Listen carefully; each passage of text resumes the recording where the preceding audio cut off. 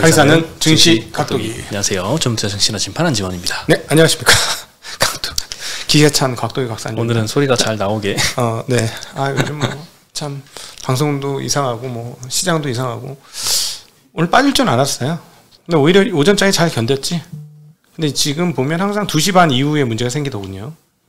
물량이 2시 반 이후에 털리고 그 다음날 반대 매매 나갔고 그 전에 사전에 정리하는 물량 터지고. 그런데 신용장고는 안 줄어. 신용장고 안 줄어서 조금 좀 그런 것 같아요. 네. 최근에 나오는 반대 매매는 미수금발 반대 매매인 것 같고 아직 신용 대출이 반대 매매로 지금 그렇게 의미 있게 줄지는 않는 상황인 것 같아요. 오늘도 하락세를 이어갔습니다. 그래도 나스닥 하락보다는 금요일날 나스닥 1% 넘게 빠졌잖아요. 그거보다는 좀 양호했는데 중국 시장은 좀 심각하더라고요. 네, 중국 시장 오늘도 1%대 중반 하락하고 있죠. 오늘 코스피 코스닥은 0.7%대씩 하락을 했는데 상해가 오늘 1.6% 하락 중이고 홍콩도 0.7% 하락 중인데 저는 이렇게 많이 빠진지 몰랐어요. 올해 최저점이에요. 최저점. 올해 수익률이 상해 지수는 마이너스 5%, 항생은 마이너스 18%. 네. 야, 항생은 진짜 엄청난 것 같아요. 네. 올해 웬만한 글로벌 증시가 다 그래도 플러스잖아요. 연초 대비로는. 그렇죠. 와, 근데 중국은 좀 심각한 것 같습니다. 지금 혹시 그 선배인 권시우 표정 못 보셨습니까? 표정 별로 안 좋지 않아요? 그래도 그렇게 안 좋진 않은 것 같은데요. 속은 문드러졌어요. 마이크 잘 키고 하라고 응원을 해주시던데요. 속은 문드러졌어요 지금. 네. 참 중국은 언제까지 기다리게 하는지. 10월 20일 기준으로 18조 5천억에서 18조 4천억대로 한 400, 500, 600억 가량 줄었네. 600억 가까이 줄었네. 의미가 없네요. 안 주네, 안 줄어. 진짜. 이게 17일 가야지 우리가 좀 마음 편해질 것 같은데 안 가네요. 신용 잔고가 줄질 않아요. 대출 잔고도 꽤 있을 거예요. 대출 잔고 60조가 되거든요. 40조가 60조가 되는데 그것도 참 답답하네. 네. 아니 이 정도 빠졌으면 이게 터져 나올 때가 됐는데 안 터져 나오네. 안타깝네 진짜. 네. 아직은 그래도 아직은 이런 사람들은 별로 없는 것 같아요 주변에서. 아직은 저가 매수로 대응을 하고, 그러니까 이런 용기 있는 매수세가 좀 아직도 좀 존재하는 것 같고, 막 다 포기하고 시장 떠나야겠다 이런 사람들은 아직은 별로 그렇게 못 본 것 같아요. 네, 아직 힘이 남아 있는 것 같아서 조금 더 하락이 남았나 싶기도 하네요. 그러네요. 잔고 기준으로는 하락이 앞으로 한 잔고 10% 정도 줄을 공간은 있는 거죠.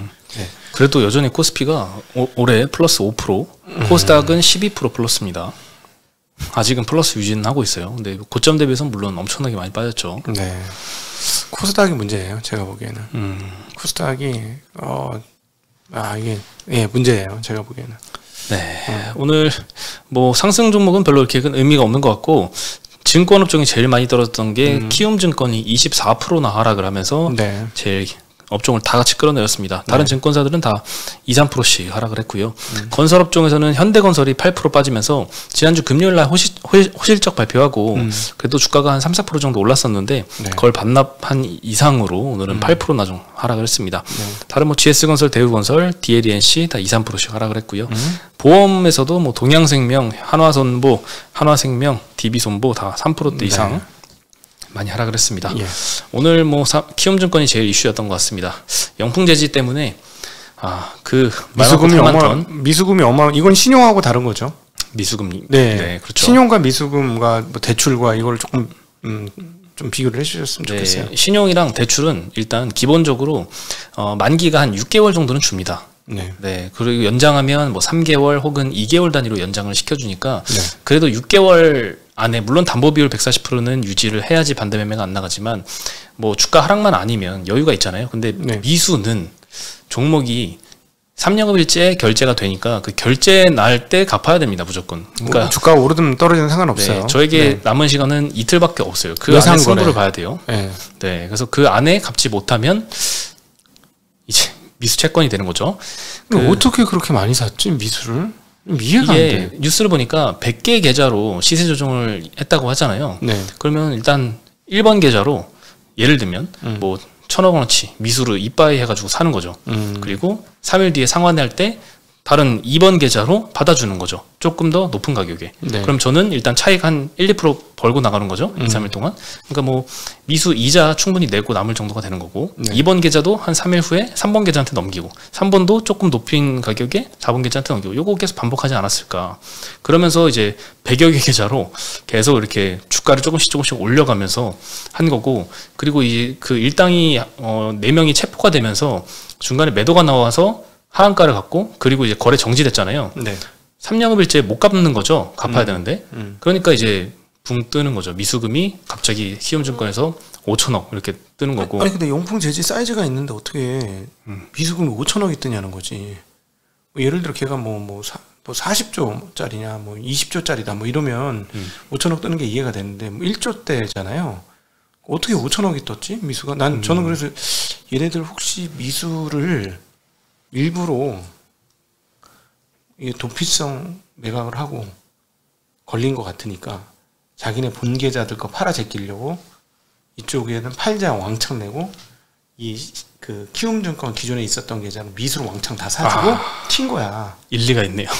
아니 왜냐하면 가능하겠네요. 4천억이 미수가 발생한다는 게 말이 안 돼. 그 거래 대금이나 이 사이즈를 봐서 일단 일단 그 영풍재지 한 종목만의 미수금이 5천억인지 네. 아니면 이 영풍재지로 인해서 발생한 다른 종목들까지 합산해서 5천억인지는 불명확하지만 만약에 첫 번째 말이 맞다면 그런 수법으로 사용을 했을 가능성도 있겠네요. 본인 거 일단 자금은 엑시트해야 되니까 이미 망한 것 같고 작전은 내 거 다 엑시트하고 키움증권이 보니까 다른 증권사는 다 증거금 100% 요구하는데 키움증권만 40% 요구하네. 그러면서 거기서 이제 미수를 최대한 해서 증권사한테 이제 떠넘기려는 이제 좀 나쁜 생각으로 그렇게 했을 수는 있겠네요.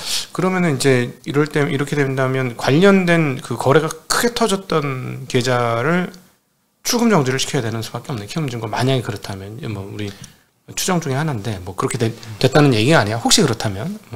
근데 뭐 그건 당연한 거고 그래도 이제 키움증권 돈이 거기 동원이 됐으니까 키움증권의 손실은 반대 매매를 온전히 잘 못 치면 어쩔 수가 없겠죠. 근데 이게 만약에 정말 영풍재지 한 종목만 가지고 미수금 이렇게 5천억 이 정도 규모라면 말이 안 되는데 아마 회수가 안 되겠죠. 이 하한가를 뭐 다른 그 라더견 종목도 8개는 최대로 하한가 맞은 게 한 4번. 그 다음에 뭐 10몇 프로씩 폭락 이렇게 5번째 그렇게 했었는데 4번 폭락 해도 건질 수는 있어요. 이게 한 키움증권 손실 추산액이 4번 하한가 맞고 회수하면 2,800억 정도 손실이거든요. 그래도 5천억 중에 2,800억 정도 손실만 보고 나머지는 좀 회수 가능하다는 거니까 괜찮은데 문제는 4회로 마무리가 될지 이게 시총 대비해서 미수금이 너무 커가지고 어려울 수도 있다는 생각이 드네요. 네, 그리고 저번에 이제 말씀드렸을 때 처음 한가 갔을 때 영풍재지 언급을 했었는데 그때 이제 영풍재지 지분 한 12%만 팔아도 위에 뭐해서 시총이 나오는데 이거 왜 대주주가 안 팔았을까? 이거 도덕적이라서 그런가라고 했었는데 안 그래도 8월 달까지 블락딜을 추진을 했었다고 하네요. 한국의 도덕적인 대주주를 보고 싶다. 그럼 그렇지. 도덕적인 대주주를 정말 보고 싶어. 엑시트를 추진했는데 아무도 이제 매수자가 나타나지 않아서 매각이 실패해서 못 팔았다고 하니까요. 시장에 때리면 가격이 떨어질까봐 못 팔았나 보다. 원하는 만큼 못 팔까봐. 그렇죠. 시장에서는 한 100억 200만 때려도 주가 확 떨어질 테니까. 그렇죠. 거래 없는 주식. 미치겠다 진짜. 왜 다 이런 개판이냐. 응? 그러게요. 진짜 개판이네 아주. 키움증권이 오늘 시총이 한 6천억 정도가 날아간 것 같아요. 한 3분의 1 가까이 날아간 거죠? 2조 6천억에서 2조가 됐어요 시총이. 그 미수금만 해서 5천억인데 그 이상이 시총으로 날아가 버린 거죠. 별로 비싼 주식은 아니었습니다 원래. 근데 5천억이니까 좀 어마무시한 건 어마무시해요. 근데 확실히 이제 시장의 우려도 많이 반영이 된 것 같아요. 이 24% 하락이 과연 이 정도 빠질 만한 거냐 아니냐를 판단을 해볼 때 뭐 제 생각에는 이게 PBR이 한 0.56배 정도 받았던 회사거든요. 요 사태 전까지만 해도. 그러니까 자기 자본에 대해서 시총이 한 0.56배 정도 인정을 해주는 거다라고 보면은 이번에 만약에 5천억 미수금이 전량 손실이다라고 가정을 하면 뭐 순손실 5천억이니까 자기 자본이 그만큼 주는 거잖아요, 잉여금으로. 네. 그러면 거기에 대해서 한 0.56배 정도 잡아서 시가총액을 줄여주면 뭐 요 효과만은 좀 반영이 된 것 같은데 그 이상으로 훨씬 더 빠진 거잖아요. 시총이 6천억 날라갔으니까. 네네. 그러니까 확실히 시장의 우려가 더 클 것 같고 또 금융당국이 추가로 키움에 대해서 제재를 할 것도 뭐 우려를 해서 뭐 좀 더 과하게 반영을 한 것 같습니다. 일단 키움증권 24% 하루에 폭락한 건 와, 이거 미수금 요거 다 잃는다는 가정을 해도 좀 과한 것 같다라는 생각이 좀 드네요. 예. 네. 그리고 키움증권에서 이 뒤늦게 또 위험 관리를 하겠다라고 하면서 위탁 증거금 100%로 올린 종목들을 15개 공개를 했습니다. 네. 기존에는 이게 증거금률이 한 20%, 뭐 한미반도체, 포스코홀딩스는 증거금률 20% 적용을 했었고 레인보우 로보틱스는 30% 이렇게 했었는데 이 말은 이제 100 정도의 포지션을 잡을 때 내 현금은 20만 있어도 요거 포지션 잡게 해주겠다라는 건데 갑자기 요거를 100 현금 요구하는 거니까 네. 요 이미 이 신용이나 이런 게 대출이나 요 종목들을 받은 사람들 같은 경우에는 갑자기 금요일날 공지 뜨고 월요일부터 적용이 되는 거니까 만기가 그래요? 됐을 때 이거를 무조건 상환을 해야 되는 거예요. 만기 때는 그렇지만 오늘 당장은 아니죠. 영향이 없죠. 네, 그렇죠. 다만 등에 이제 불이 떨어진 거죠. 그러니까 뭐 주가는 이제 매도 압력이 더 커지는 거지. 신용 부분은 없애야 되는 거니까. 그렇죠. 예. 네. 안 그래도 최근에 주가 하락이 많이 있었기 때문에 네. 아무리 이번에 이제 발표된 15종목 다 대형주 위주라고 해도 주가 하락이 많이 있어서 담보 비율이 막 충분한 사람들은 그렇게 많지 않을 거예요. 신용대출 쓰는 분들 중에. 네. 140%만 언저리에서 138%좀 떨어지면 현금 좀 채워가지고 좀 유지하고 이렇게 140, 150 언저리인 분들이 아마 많을 텐데 이번에 만기 돼가지고 요거를 현금으로 상환을 해야 된다거나 네. 아니면 다른 종목으로 추가로 담보를 잡아야 되는 상황이라서 요거는 지금 당장은 여파가 없을 수도 있지만 각 개인 계좌들의 만기일이 도달을 했을 때 차례대로 좀 매도 물량이 요걸로 인해서 좀 나오지 않을까. 지금부터 나오죠. 왜냐면 담보 가치가 주가가 떨어지니까 담보 가치가 떨어졌으니까. 네. 예를 들어 1억 빌렸는데 그 1억이 8천만 원 되면 그 2천만 원 덜 갚아도 되는 게 아니잖아요. 1억을 갚아야 되는 거잖아요. 그렇죠. 그러면 뭐 주식을 더 많이 팔든가, 다른 주식을 팔든가, 현금을 갖고 오든가 이렇게 해야지 메꿔지는 거니까 아무래도 물량이 더 많이 쏟아지겠죠. 해당 언급된 주식들은. 네. 그리고 이번에 발표된 15종목 중에 최근에 좀 인기 있었던 개인 투자들이 좀 많이 들어갔던 회사들이 좀 대거 포진이 있었는데요. 2차전지에서는 에코프로 BM, 포스코홀딩스 네. 그리고 2차전지 같이 움직였던 포스코 DX 정도가 있고 뭐 로봇 중에서는 레인보우 로보틱스 그리고 반도체에서는 한미반도체와 이스페타시스 이것도 굉장히 많이 급등했죠. 예. 바이오에서는 인벤티지랩 이것도 뭐 DLP1 기존으로 굉장히 많이 좀 급등을 했었는데 네. 오늘 인벤티지랩은 한 9% 가까이 빠졌고요. 한미반도체는 5% 정도 하락을 했습니다. 레인보우 로보틱스는 오히려 2% 정도 올랐네요. 네. 네. 발군이네요. 그동안에 많이 빠져서 그동안 많이 빠졌죠. 로봇 주식들이 고점에서 많이 밀렸습니다. 네. 이것도 근데 실제로 신용을 쓰신 당사자분들 입장에서는 굉장히 청천벽력 같은 소식일 거예요. 네. 네. 참.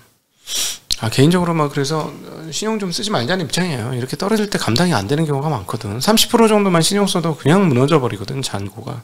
예. 네, 감당할 수 있을 정도만 써야죠. 네. 네, 그리고 바이오에서 보로노이라는 회사는 오늘 이런 안 좋은 장에 10% 정도 올랐는데요. 비소세포 폐암 치료제의 임상 1상 효능이 확인이 됐습니다. 이거를 이제 미국의 오릭 파마스티컬스라는 회사에다가 기술 이전을 했었던 파이프라인이거든요. VRN07이라고 하는데 이 1상 중간 결과 데이터를 보니까 좀 깜짝 놀랄 만한 정도였어요. 원래 일상 데이터 원래 굉장히 좋다라는 얘기가 좀 시장에서 많았는데 정말 좋았던 것 같습니다. 50명 대상으로 했는데 32명의 종합 데이터를 공개를 한 거고요. 3등급 이상 심각한 약물 관련 부작용은 32명 중 6명인 19%한테만 발생을 했고 기존에 있는 치료제는 30%에서 한 40% 수준 부작용이 발생한다고 합니다. 굉장히 부작용이 큰 치료제인데 여기서 부작용 가능성을 굉장히 낮춘 새로운 걸 발견을 한 거죠. 네. 그리고 효능에서도 보면은 폐암이 보통 이제 뇌로 전이가 되잖아요. 뇌로 전이가 되는데 이제 환자 2명에서는 완전관의 사례가 나타났다고 합니다. 이 2명 중에 한 분이 이제 여성 환자 같은 경우에는 투약 1주기에 폐에 위치한 종양이 60% 감소했고요. 뇌로 전이됐었던 종양은 4개가 있었는데 완전히 사라졌다고 해요. 그리고 투약 2주기가 되니까 기존의 폐에 있었던 암도 완전히 사라졌다고 합니다. 네. 그래서 현재는 뭐 일상이 복귀해서 뭐 가족끼리 여행도 가고 요 정도 수준으로 되고 있고 현재 40주 넘게 장기간 복용하고 있는데도 심각한 부작용이 발견되지 않았다라고 하니까 뭔가 기존의 치료제를 훨씬 이렇게 뭐 요 데이터로만 보면 뛰어넘는 이런 좋은 결과를 일단 일상에서는 발표를 한 것 같습니다. 2, 3, 4상 잘 돼가지고 네. 획기적인 치료제가 좀 나왔으면 좋겠습니다. 네. 그리고 화학 섹터 여전히 안 좋고 그 예전에 LG 화학 뭐 공장 매각권부터 해서 롯데 케미칼도 마찬가지고 계속 중국 공장에서 너무 이제 값싼 제품들이 많이 나오다 보니까 공급 과잉 현상 때문에 우리나라 화학업체 특히 기초 유분들 힘들다라고 말씀드렸는데 국도화학이 3분기 어닝 쇼크에 그 현상들을 그대로 좀 반영을 했습니다. 지난 5영업일 동안 한 20% 정도 주가가 하락을 했더라고요. 굉장히 많이 지금 급락하고 있고 오늘만 해도 한 7.5% 정도 하락을 했는데요. 3분기 영업이익이 컨센서스는 플러스 한 190억 정도였었는데 마이너스 22억으로 적자 전환을 했습니다. 이유는 뭐 중국산 저가 물량 공세로 인한 국내 화학업황 악화의 좀 전형적인 모습인 것 같고요. 판가가 일단 하락했습니다. 전 분기 대비해서 한 8, 9% 정도 하락을 했고요. Q 회복도 제한적이라서 참 실적이 안 좋게 나온 것 같습니다. 특히 판가 하락이 이 실적 쇼크에 가장 큰 영향을 끼쳤던 것 같습니다. 확실히 중국하고 제조업체에서 경쟁해가지고는 정말 살아남기 힘드네요. 네. 우리나라 뭐 전체적으로는 그 화학 업체들 전체적으로는 생산한 거의 한 절반 정도는 이제 수출을 하고 그 수출 물량의 절반 정도는 중국에 팔거든요. 중국에 대한 의존도가 엄청나게 높은 건데 중국에서는 이미 옛날에는 우리나라한테 많이 사갔지만 이제는 자기네들 수요를 100% 그 이상 커버를 할 걸로 예상이 되고 있어요. 내년도 기준으로는. 자체 공장이 많이 세워졌으니까요. 네, 그래서 그 중국 물량은 뭐 거의 없었다라고 하면 동남아나 이제 다른 쪽으로 보내야 되는데 그것도 참 중국 물량 때문에 여의치 않은 상황인 것 같습니다. 네, 그래서 대부분 좀 화학업체들이 전부 다 좀 올해 신저가 수준의 주가를 좀 기록하고 있습니다. 네, 요즘 신저가 많습니다. 계속 뜨고 있습니다. 매일같이. 네, 그리고 이야기 많이 들었던 서울 보증보험. 걱정을 참 많이 했죠. 부동산 부실을 주식시장에다가 떠넘기려는 거 아닌가 이런 우려가 좀 있었는데 IPO를 결국 철회하게 되었습니다. 그건 떠넘기지 않으려고 한 게 아니라 분위기 안 좋았다 이거겠지. 떠넘기기 실패를 한 거죠. 기관 수요 예측을 진행을 했는데 13일부터 19일까지 5영업일간 진행을 했습니다. 근데 대부분 기관들이 희망 공모가 하단에도 못 미치는 가격도 제시를 했다고 해서 희망 공모가 하단 기준으로 모집 금액을 못 채웠습니다. 수요가 완전히 미달을 한 건데요. 뭐 원인으로는 보도에서는 뭐 여러 가지 얘기를 합니다. 구주 매출로만 구성이 됐고 뭐 신주 매출이 없었다. 그리고 그 예보가 대주주인데 요거 뭐 10% 정도 구주 매출한 이후에도 상장 후에 계속 기존 지분들을 매각을 할 거라서 오버행 이슈도 있다. 뭐 여러 가지 있어도 그래도 가장 큰 원인은 역전세로 인한 보증사고가 최근에 굉장히 많이 급증을 하고 있어서 여기에 대한 우려가 아닌가. 이렇게 보증사고 우려가 크면 굉장히 좀 약간 밸류를 좀 낮춰가지고 상장을 하면 그래도 좀 수요가 있을 수는 있겠는데 뭐 그것도 아니에요. 밸류에이션도 좀 비싸고 시총이 3조 원대 정도 희망 공모가 기준으로 했는데 비슷한 시총에 현대해상이 있습니다. 현대해상 자본총계는 올해 반기 기준으로 8조 원인데 서울보증보험은 4.8조 원입니다. 그러니까 비슷한 시총에 이렇게 자기자본 규모도 차이가 큰 상황이라서 싸다고 볼 수도 없고 그리고 또 역전세가 굉장히 심하잖아요. 근데 보증 사고다라고 분류가 되려면 전세 같은 경우에는 만기되고 2개월이 지나야 됩니다. 근데 23년 말 기준으로 좀 역전세 물량들이 만기 도래하는 게 많잖아요. 그래서 24년도 초까지는 이런 것들에 대한 우려가 지속이 될 걸로 예상이 되고 그에 따라서 또 최근 경매 건수도 8월 달부터 굉장히 많이 급증을 하고 있는 상황이잖아요. 이런 여러 우려를 좀 반영을 해서 이렇게 되는 것 같습니다. 뭐 서울 보증보험 입장에서는 뭐 배당 성향을 50%씩 유지를 하겠다라고 하는데 이거를 과연 유지를 할 수가 있을까? 보증사고 많이 터지면은 자기 자본이 뭐 5조 원도 안 되는데 이거 잃는 거는 또 순식간이잖아요. 보증해주는 규모가 굉장히 크니까. 네, 그래서 여기에 대한 우려가 좀 시장 우려가 좀 많았던 것 같고 IPO를 처리하게 된 거는 오히려 주식시장 입장에서는 다행이지 않을까. 그렇죠. 라고 생각합니다. 물량이 이제 덜 터지니까 물타기가 조금 덜 되는 거고요. 네. 상장이 됐어도 아마 상장한 이후로 좀 많이 하락을 하지 않았을까 생각이 듭니다. 요거는 좀 이제 비싼 가격의 아파트나 주택을 보증해주는 회사죠. 네. 비싼 보증금도 커버를 해주는 보증금도 꽤 비싸게 내야 됩니다. 네. 그리고 금양이라는 회사가 지난주 금요일 날 장후에 300만 주 정도 블록딜이 이루어졌습니다. 금액도 굉장히 큰데요. 일단 장중에 거래량 보니까 합산해 보니까 한 100만 주 조금 안 되더라고요. 근데 이제 장후에 거래량이 400만 주로 합산이 됐으니까 장후에 뭔가 300만 주가 이뤄진 거죠. 매도 주체를 보니까 기타 법인이 150만 주 매도했고 금융투자가 150만 주 매도를 했습니다.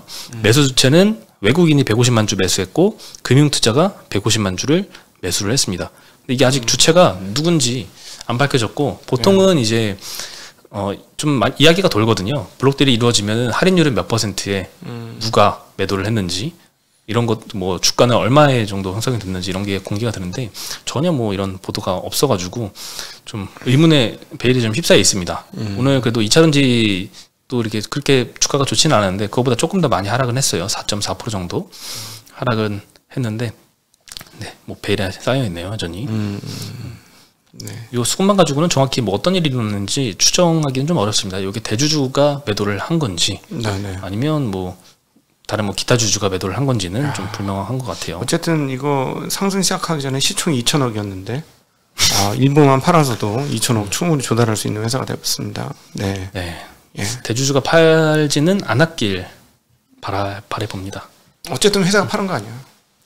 그렇죠. 네. 주주 누군가가 팔았겠죠. 네. 저렇게 많이 팔면은 좋은 뉴스는 아니다는 거. 네. 네. 오늘의 소식은 여기까지고요. 저희는 내일 다시 인사드리겠습니다. 네. 안녕.